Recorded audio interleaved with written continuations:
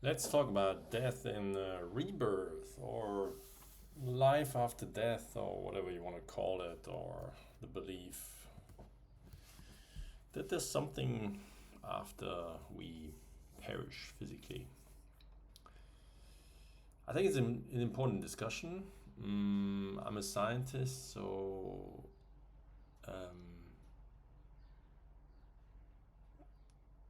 to most people it's kind of odd that there is this belief if you're a scientist, and that's based on the assumption that scientists are all materialists, meaning that they only believe things that where there's tangible physical evidence that can be measured. But I think that's, as I used to say, well, you just need to go deep enough into the science, whether it's quantum physics or any of these theories, and then reading enough and actually going deep until you reach the point where science bridges on spirituality and all these concepts of non-physical life. Now, I tend to believe that, well, I'm a masculine, obviously, and so I'm very much driven by the mind. I'm interested in the mind. I'm interested in understanding my mind in particular. And so I see that part of what my purpose is to show the way, how to navigate the journey to a deeper understanding of reality and of life after death in a mind-driven, rational way.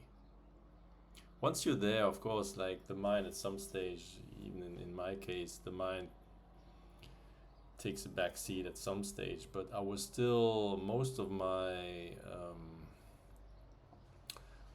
journey has still been mind-driven, trying to find logical ways to reconcile things and to build my own reality in a very rational and logical way, for me at least. And so I read a lot throughout ever since I got interested. I somehow came across interesting book titles or interesting resources, and so I read a lot. I listened to a lot. I watched a lot on YouTube, and so I would argue that my point of view, the way to construct my reality, has been largely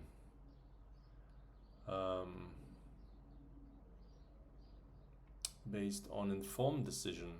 It's not that I just make a choice based on nothing. It's all seems to be very logical to me. Where people might differ is that there's a lot to say about what constitutes evidence for you, or what constitutes data. In science, especially initially, like the early days of science, was all based on what we call empirical observation. Empirical meaning that you just observe something. You observe a classical example for gravity. You observe an apple falling from a tree. That's observation. Oh, okay, something releases there and then it falls straight down. So you can observe something and then you infer some kind of law or some kind of belief around that. And the big question is today, what is your set of empirical observations, empirical data? We all submerge in data. We all, or most of us have a phone, have a computer, we are on social media, so we're bombarded with data. Now, not all of it is worth your while or worth considering integrating it into your reality, but there's still a lot there, and how to sift through it and what to include and what to discard. That's one of the biggest questions or biggest challenges I think we're facing today. What do we believe in? What are we attracted to? What resonates and can be integrated into a belief, or what doesn't resonate at all?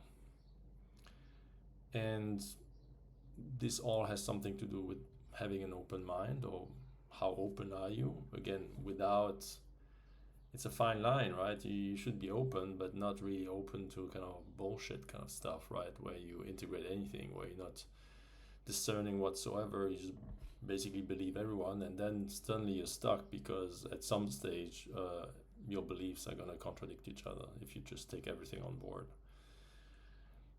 But to me, I see my threshold of integration seems to be kind of lower than most people. So, and we're in an unfortunate situation where there's a lot of con artistry in social media, right? A lot of people are faking it, are just playing some kind of role. They want to be famous, or they just want to attract clicks, so they're gonna say stupid things or do stupid things, or just straight out lie just to make up a story. And so an element of discernment has to be there, particularly when it comes to esoteric subjects. And so, I don't know, like in life, there's a lot of circular aspects to things. You're not like time. Learning isn't linear either. So sometimes some things will come around. Some things you read a few times or hundreds of times, and you only get it once 10 years later or something like that. So there's a lot of circular aspects to things. So I can't remember exactly when started, but I started to come across a lot of well, in science you would probably say anecdotal evidence that so let's start with early infancy. Anecdotal evidence that you had all these stories of children basically still remembering how it was before they were born, and how it was before they actually incarnated into a human fetus. So, and there's a beautiful book called Memories from Heaven from Wayne Dyer, which I recommend reading. And he basically collates all these different accounts that he came across, and there must be many, many more. And you also find these accounts, some of them on YouTube or other resources. Again, anecdotal. Anecdotal means, in science, you want to do a study, you want to include things and control everything. Anecdotal means where you hear something here, you hear something there. It's not a structured way, but you still get that data. And now there's something really important happening in the mind if you come across these kind of data. So you can hear it, but it doesn't land anywhere. It's immediately discarded. Why is it discarded? Maybe it's too threatening, or you're happy in your reality, you don't want to integrate anything else. It's just too uncomfortable to do that kind of work. But for me, so that was part of the first things I was really interested in, like, because I have 2 children myself, now they're grown, but stories of, when your child just asks you, "Oh, Mom, do you know why I chose you?" Or, "I still remember choosing you from when I was still with God," things like that. And that sounds, except if you're the mother and you know for a fact that your child isn't making anything up, like your child looks at you straight in the eyes and says these things without no No incentive, no agenda, no nothing. So as a mother, of course, you can be 100% sure that this is correct information. Not excluding that might have been a dream or something else. You cannot exclude anything. There's nothing tangible. You cannot measure it. You cannot. That's the point of making choices. If you don't have evidence. But I just couldn't find any logical reason to exclude these data points, this empirical observation. And the fact that it's one step removed, it's a different person that you don't have a relationship with, you don't know if they're trustworthy, blah, blah, blah. You can all make up all these different reasons, but at the end of the day, if I see a child and I feel that being an empath, I think I have a good sense of bullshit, right? I can kind of smell it. But if there's actually no incentive and you feel that child, that's exactly what they experienced. Now, we can still debate, and that's another debate entirely, whether again it's a real experience or whether it's some kind of a dream, and then is that still the same or whatever. It's fine, but I decided that for me that constitutes empirical, trustworthy data that I integrated into my reality. There was no way to exclude it. In science we have even if you do studies or whatever it is, you measure things in biological samples. And then you run these statistical tests, and then there's always, you're like, oh yeah, I mean, that looks really perfect, but like in that group, there's like one data point that's way out there, and then there's a way to identify this as an outlier. So there's statistical ways to say, well, this is actually an outlier. So it makes no statistical sense that something must have gone wrong, and then there are different scientific rules to exclude that data point, But then for the sake of transparency, you kind of show both data sets. And so this is something science wrestles with all the time. What's your data, and are there reasons, objective reasons, to be able to exclude something? It's not like, oh yeah, I don't actually like that data, I'm just going to tweak it a little bit so it actually fits my hypothesis. We're not talking about that. We're talking about really objective decision making of what to include or what to exclude. And for me, that's really a question, and you have to ask yourself that question. How do you look at that? And would it be different if it would be your niece or your nephew coming up with that, or do you have to have a family relationship to be able to trust something like that and information like that? Because if it's only your nearest circle, you're gonna miss out on 99.999% of all the data that might be worthwhile acknowledging, just to have a better life or a more joyful life. So we're starting with that, just kids, infants. Like usually it happens in the first, like when they actually when they barely start to speak, that's where they still kind of remember, and then we kind of humans are just brainwashed by society where all of this gets forgotten. But at that early stage, where the filter hasn't been established by society, everything is still, they speak how they see it, those infants, and they seem to have memories from heaven, which is fascinating. Another thing, moving away from children, just adults, near-death experiences. I'll put some YouTube channels in the comments box, just if you guys are interested. But again, this is, scientifically speaking, anecdotal data. But anecdote after anecdote after anecdote after anecdote, with no obvious incentive. These people are not making any money of it. Now, typically, when you have an NDE, you change your job, potentially you have some kind of consulting, you build up a consulting job, you try to help people. You might consider that as a conflict of interest. It probably is, right? You're making money out of that.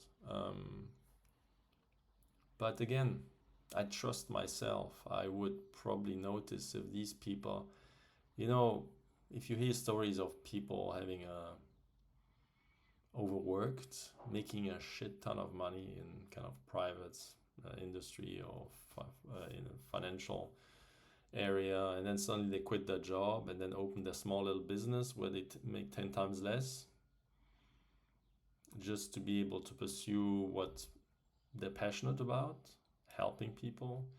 It makes no sense. There's no financial incentive. So I'm not sure exactly what the conflict of interest would be.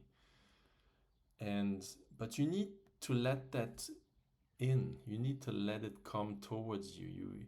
It's not like, oh, I listened to a few of these stories, but like push them away. Like, oh yeah, I like to have a safe distance, because if it's too close, it's not comfortable. I would, oh Jesus, no, hang on.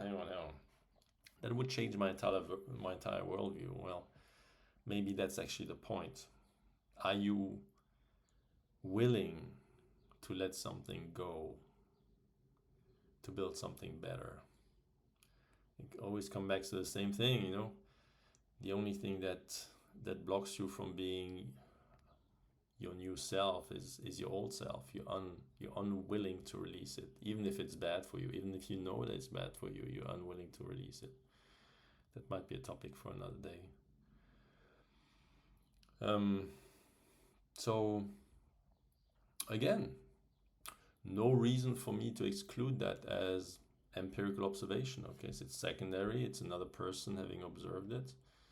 But I strongly believe we're all humans. So there is something to say that a lot of people have to reinvent the wheel, particularly like learning. Sometimes with learning, we have to reinvent the wheel. Some people have to do the same mistakes. Like even their parents can tell them, oh, don't do that because it's going to lead to X, Y, and Z. No, they're not going to believe it. They will have to learn through pain. But does it always have to be like that? If people have acquired some wisdom, do we all have to reacquire it to some extent? Now, there are experiences that you need to go through personally. That's a strong belief of mine for sure. But there are things out there that we can allow to get close to us. We can allow and take as information if we feel it's trustworthy, and I believe most of these recounts are. I don't see the incentive. I don't see the conflict of interest. You can literally feel that these people have the urge to share what they saw, so that people are less afraid of death, so that people know that it's all about love. And you want to be able to scream it out. You want to be able to convince people, but you can't. So people will always have the choice whether to believe something or not, to reject that information, or to accept it. And same things, personally, don't want to go too much into that, but again, altered states of consciousness, which NDE is part of. There's different ways to have those kind of experiences these days, and some of you might have experienced things like that, and you might have also experienced not necessarily frustration, but like what it means to share that with people cannot understand what you're trying to explain to them. And that must be, and that's exactly what probably people that have had an NDE must experience. They say these things. Now they share it with an enormous conviction and enormous empathy and willingness to help. But I'm pretty sure they would have encountered their fair share of skeptics and skeptics is like either, well, I straight up don't believe you, or indifference, well, okay, that sounds great, but in, out, no integration, because ego decides, oh, that's too threatening, hang on, no, hang on, you're going to change my entire worldview here, that's not possible, we cannot integrate that, that's going to blow our mind. that's gonna blow me up, me the ego. So that's not allowed. And so the evidence is accumulating, you know. These kids, you know, they talk about these things, and then you have all these adults with NDEs, part of them having degrees in neuroscience, being neurosurgeons. You have all these stories out there. And they're like, oh, I went in, you know, I had a surgery or whatever, and then things went wrong, and then I had this NDE. So they know all the practical aspects of the brain, and they weren't a believer of life after death before that, and then suddenly they changed their tunes. So what type of experience is able to do that? And again, if you believe that person, that's the thing, you know, like we've come a long way as humans. Like, but the problem is with all these social media nowadays, I almost feel that the default mode is always to be skeptical. Yeah, that person's full of shit. That person's full of shit. I can't believe that. So that's the default mode. Like, we don't even trust each other anymore. If we talk about these things, it's gone. It's been really bad. And I mean, there's a reason for that, because a lot of people are full of shit, you know. But then there's so much stuff getting lost. The real good stuff is getting lost in that quagmire of uncertain statements and wacky people. And the last thing I wanted to bring up, like, that I recently really enjoyed listening to. I mean, recently when it came out, are the Telepathy tapes and the Telepathy tapes podcasts by Kai Dickens. If you don't know what it is, I strongly encourage you to listen to those to that podcast. You know, those different episodes. It talks about non-verbal autistic children, or early adult, like young adults, and their particular skill set, you know, in terms of, well, telepathy. But telepathy is really only you're scratching the surface there. They seem to be in between worlds. They have one foot in this world, and they still have the other one, like, stably planted in the other, in another dimension. And they're nowhere in particular. They're in between, but I think they're mostly in the non-physical, because the physical is just must be so frustrating. Imagine you're non-verbal, so you cannot properly communicate. You're autistic, so you have severe limitations in what you can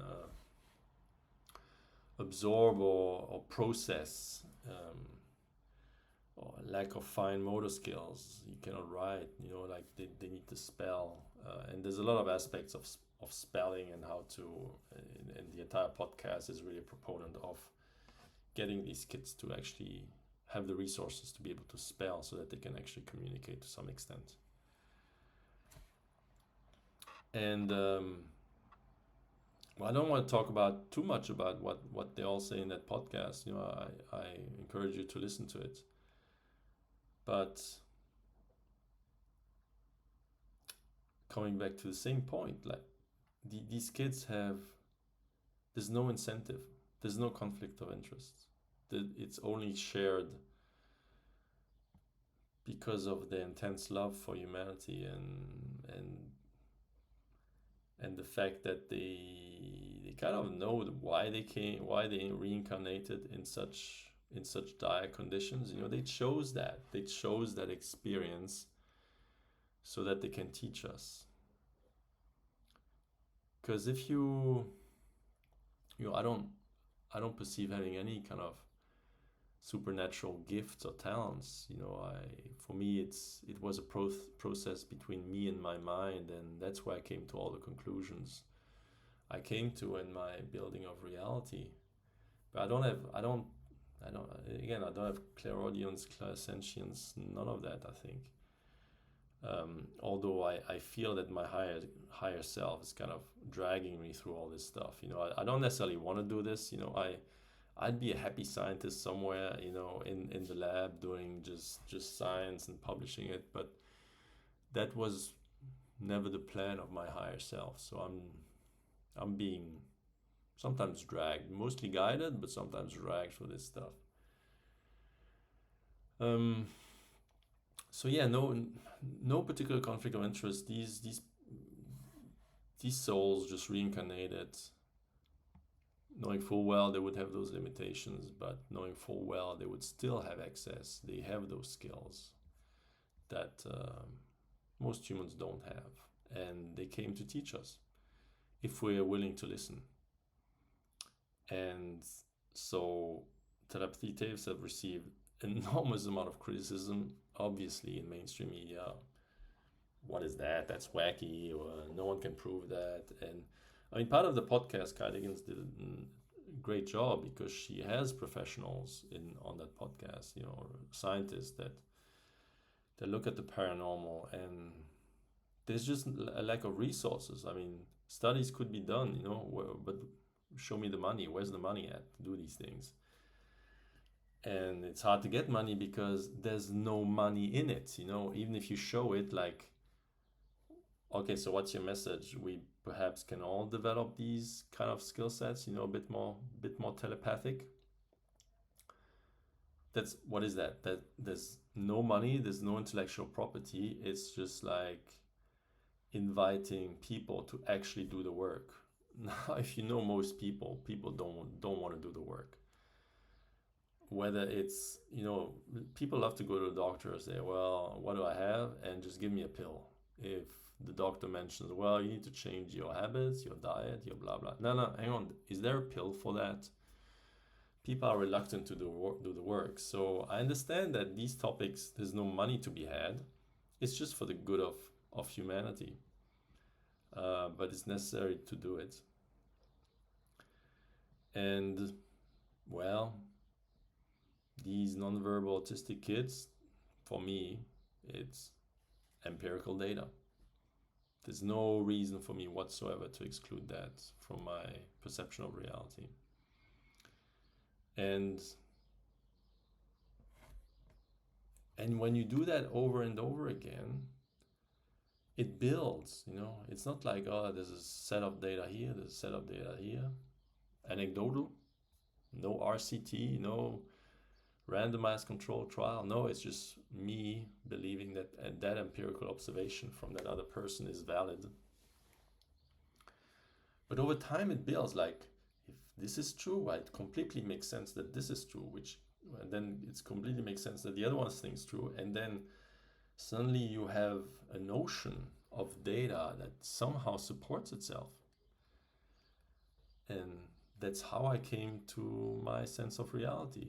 When the things click, now I have a large portfolio of things that build my reality, and any kind of new observation or new data point will be judged by the system. Does it fit in?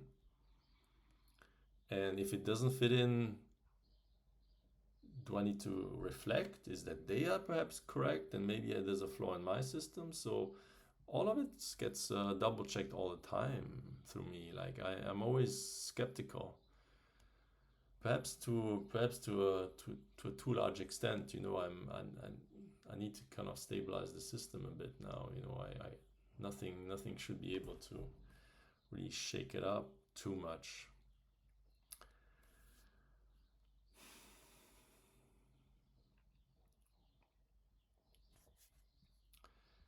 So to me, all of that evidence points towards the fact that there is life after death, that we reincarnate.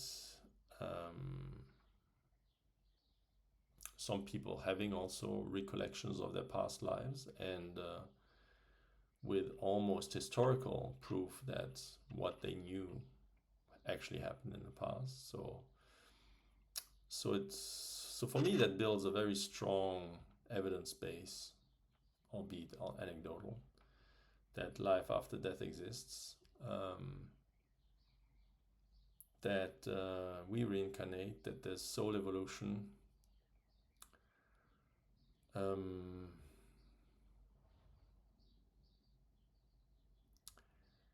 And well, early on in my life, I was as a child, I was just very much confused, lost, and frozen, because I had to go through that journey. I knew I didn't belong here, but okay, what's here and where do I actually belong? And now I could, throughout my life, I was able to discern a bit. Okay, what is here? How does this work? And where do I come from? And all of that seems to be clarified to a large extent. Not in fine detail, but there's enough information for me to just be content, to have this unshakable peace where whatever happens, it's nothing's a catastrophe. Everything's fine. Everything's okay. And I'm happy to have reached that state before I'm on my deathbed. And that's what happens to most people. They just live through life, and then suddenly when it's really near the end, then comes the deep reflection. Oh, hang on.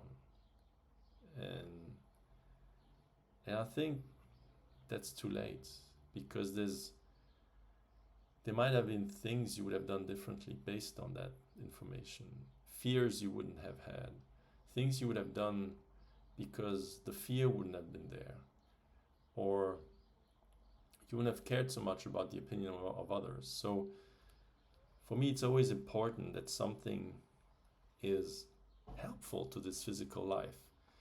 There's no point in spirituality intrinsically. No one gives a shit unless it helps you being just you. It helps you being happily you. And without that set information, I would have not been happy. I was always looking for something. There's something not right here. I need to understand. I need to build an opinion. I need to reframe my reality, because the one that everyone sells me, I don't like it. It stinks. So I had to build my own, and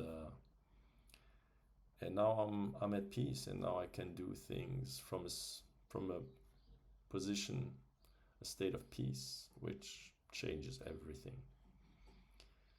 And it is also, I mean, that's part of my belief, and I don't even, I guess through my experiences in normal or altered consciousness,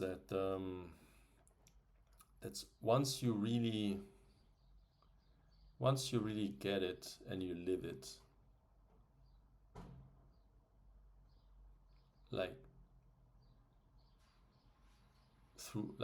with a significant piece of life still ahead of you,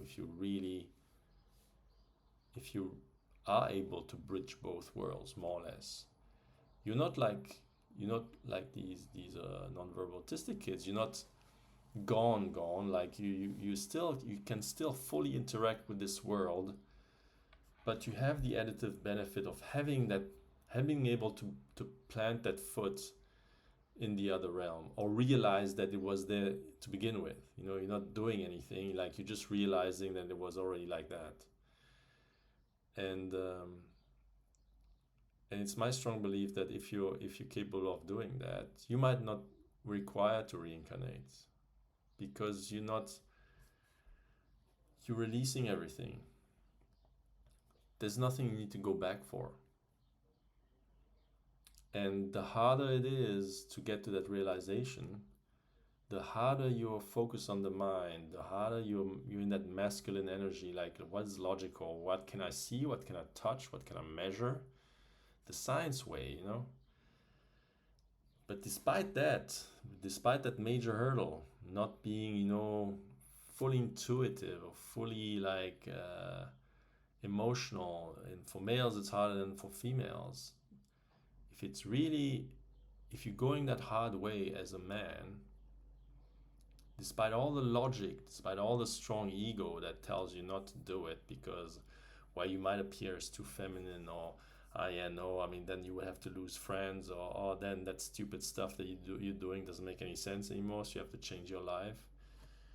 If you're really doing the hard yards with those, going through that difficult mind journey, there won't be any reason to come back.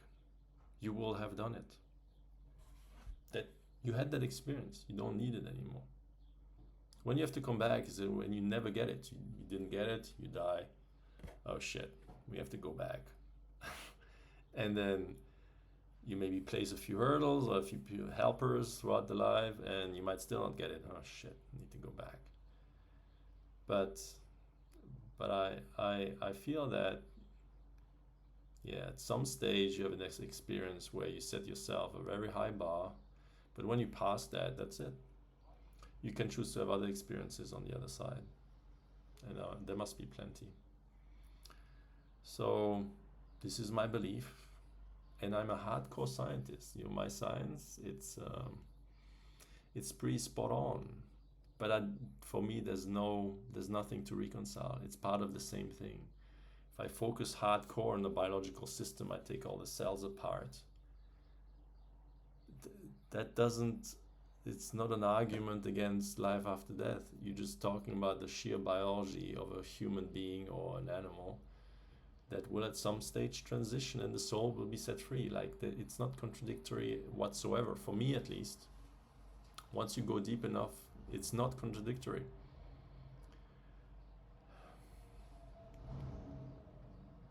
So yeah, I'll put a few links in the comment box. Feel free to check them out or not. It's fine either way. I hope you enjoyed this, and I'll see you next time. Much love. Bye for now.